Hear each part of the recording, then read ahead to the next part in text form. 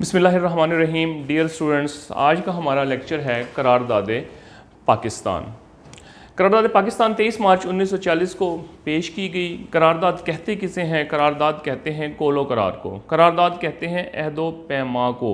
ये करारदाद जो थी इसमें अहदो पैमा किए गए। इसमें ये डिसाइड कर लिया गया कि हम अलहदा वतन हासिल करके रहेंगे। इसके अलावा कतन किसी स्कीम के ऊपर हम कंप्रोमाइज़ नहीं करने वाले। ये करारदाद कब पेश की गई? ऑल इंडिया मुस्लिम लीग के सालाना इजलास में, जो कि मुनक़िद हुआ था लाहौर के इकबाल पार्क में, जहाँ पे तारीख़ी यादगार बाद में बनाई गई है मीनार पाकिस्तान के हवाले से। ये पेश किया गया स्टूडेंट्स 23 मार्च 1940 को। इस करारदाद का पस मंज़र क्या था जो करारदाद पेश की गई? असल में ये जो करारदाद पाकिस्तान थी इसका नाम करारदाद लाहौर था।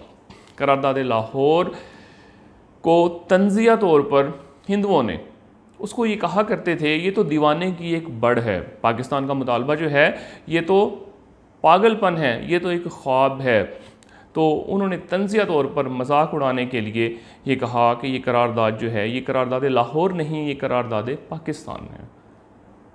हमने कहा ऐसे ही होगा। ये लफ्ज़ ऐसा मकबूल हुआ स्टूडेंट्स कि लाहौर को लोग भूल चुके हैं और करारदाद पाकिस्तान के नाम से इसको लिखा भी जाता है और बोला भी जाता है। डेट इसकी ऑलरेडी मैं बता चुका हूँ, 23 मार्च 1940 को ये करारदाद पेश की गई। पस मंज़र क्या था?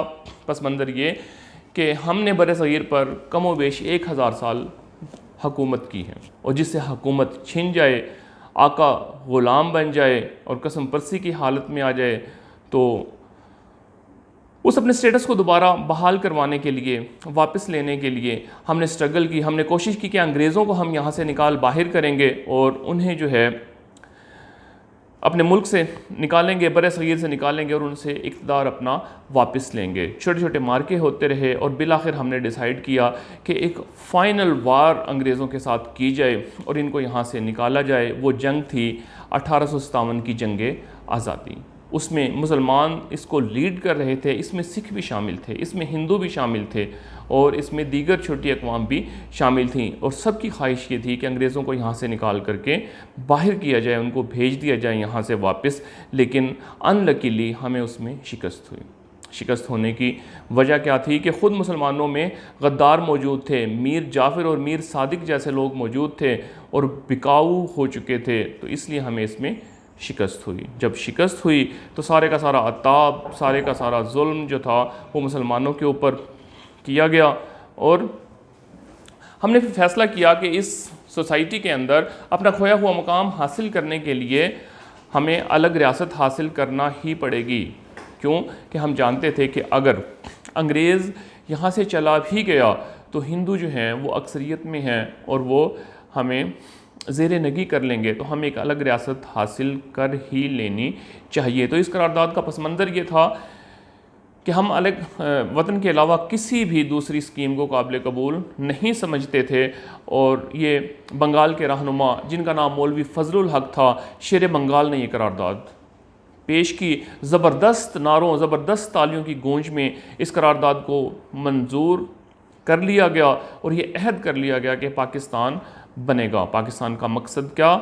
ला इलाहा इल्लल्लाह। 23 मार्च 1940 को पास होने वाली करारदाद का पस मंज़र ये था। ये कोई जज्बाती बात नहीं थी, ये कोई वक्ती फ़ैसला नहीं था, बल्कि बहुत सोच समझ कर ये करारदाद पास की गई थी। और 1857 की जंग आज़ादी में नाकामी के बाद अब हमारे पास कोई दूसरा ऑप्शन मौजूद नहीं था। अच्छा, इससे पहले भी सैयद जमालुद्दीन अफ़गानी, अब्दुल हलीम शरर, मौलाना मोहम्मद अली जौहर, मौलाना शौकत अली और कुछ हिंदुओं और अंग्रेज़ों में से भी ऐसे लोग थे जो कि रोशन ख्याल थे और जो समझते थे कि करारदाद का पास होना बहुत ज़रूरी है और पाकिस्तान बनने के अलावा और कोई दूसरा हल इस मसले का नहीं है। उसमें लाला लाजपत राय, उसमें C.R. दास, उसमें जॉन ब्राइट और ब्लंट जैसे लोग मौजूद थे जिनका ख्याल ये था कि इस खित्ते में इस मसले का हल मुसलमानों के लिए अलग रियासत कायम करना इंतहाई ज़रूरी है और ऐसे ही ये मसला हल हो सकता है। ऐसे ही हमारे जो फ़िक्री लीडर थे अल्लामा मोहम्मद इकबाल, उन्होंने 1930 में खुतबा दिया जिसको खुतबा अलाहाबाद के नाम से याद किया जाता है। उस खुतबे में भी पाकिस्तान के बनने के हवाले से मुतालबा किया गया था। और फिर चौधरी रहमत अली 1933 में वो स्टूडेंट थे, उन्होंने एक पम्फलेट शाया किया। उस पम्फलेट में उन्होंने क्या कहा, नाउ और नेवर, पाकिस्तान बनेगा तो अब बनेगा और ना बन सका तो इसके बाद पाकिस्तान नहीं बन सकेगा, यानी कि पाकिस्तान बनाने का बेहतरीन वक्त है। तो ये वो बातें थी कि जिनसे मुसलमानों के खून को गरमाया गया और उनको उनकी मंजिल का तयन करके बता दिया गया कि हमारी मंजिल पाकिस्तान है, पाकिस्तान के अलावा हम किसी दूसरे फैसले पर राज़ी नहीं होने वाले। इसी तरह सिंध के अंदर मुस्लिम लीग ने 1938 में एक करारदाद पेश की और हिमायत की इस बात की कि पाकिस्तान बनना चाहिए। सैयद हसन रियाज को कायद आज़म मोहम्मद अली जिन्ना ने इंटरव्यू देते हुए ये कहा कि मैं तो बहुत पहले ये फ़ैसला कर चुका था कि पाकिस्तान बनाऊंगा, लेकिन Aahista Aahista with the passage of time मैं मुसलमानों को इस बात के लिए तैयार कर रहा था, उनको एक प्लेटफार्म पर इकट्ठा कर रहा था और कायद आज़म ने ये करके भी दिखाया और कायद आज़म एक बहुत बड़े सियासी लीडर थे।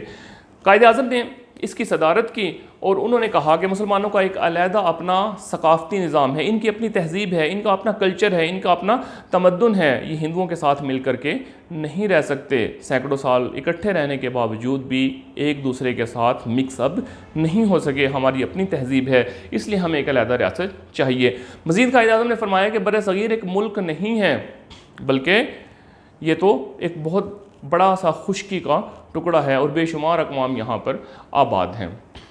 तो यहाँ पर एक से ज़्यादा रियासतों का क़याम होना चाहिए। ख्वाहिश हमारी ये थी 1940 तक कि वो इलाके जहाँ पर मुसलमान अक्सरियत में मौजूद हैं वहाँ पर अलग मुस्लिम रियासतें कायम कर दी जाएँ। बाद में गौर किया गया तो हमने कहा कि सिर्फ़ एक ही मुस्लिम रियासत कायम कर दी जाए, एक ही अलहदा मुल्क बना दिया जाए तो वो भी हमारे लिए काफ़ी होगा। मज़ीद कायद आज़म ने फरमाया कि बर-ए-सग़ीर में मुसलमानों के हकूक़ महफूज नहीं हैं, जानवरों जैसा सलूक मुसलमानों के साथ किया जाता था, माशरे के अंदर कोई अदल इंसाफ मौजूद नहीं था और मुसलमानों को बहुत ही जो है वो पसमानदा रखा जाता था।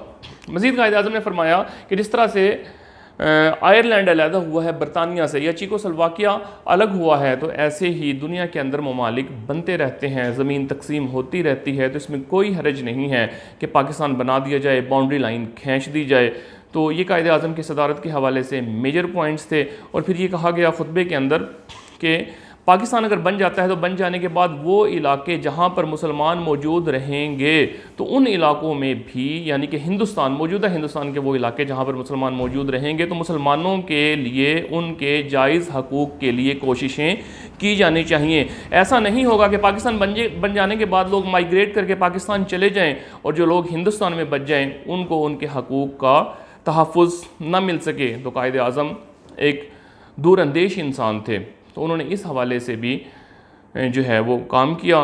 कायद आज़म मोहम्मद अली जिन्ना, अल्लामा मोहम्मद इकबाल, दीगर लीडर्स की कोशिशों, अल्लाह ताला की मेहरबानी से बिल आखिर पाकिस्तान जो था करारदाद के पास हो जाने के बाद महज 7 साल के अरसे में इस ख्वाब को शर्मिंदा ताबीर किया, पाकिस्तान मार्ज़ वजूद में आ गया।